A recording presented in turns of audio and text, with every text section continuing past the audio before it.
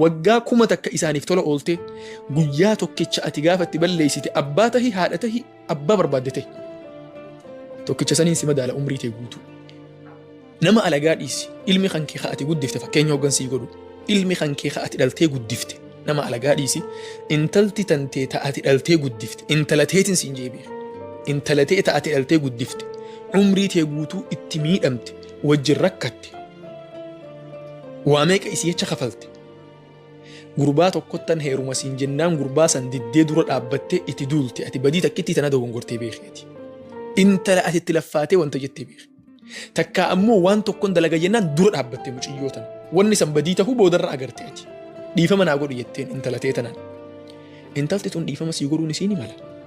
walaakin umrii tantee gaafa si yaadattu jalqabni waan isii yaadattu hammeenya keessanii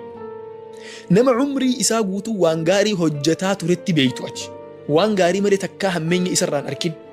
gaafa lafaa kaatee namni kun ni dogongore jechaa namarraa dhageesse takkaa ammoo waan xiqqoo takka irratti agarte dogongora wahii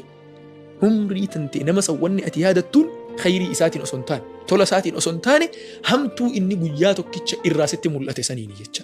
ilma namaati jechuun gabaabdumatti uumaa tana fixannee iddaa galle.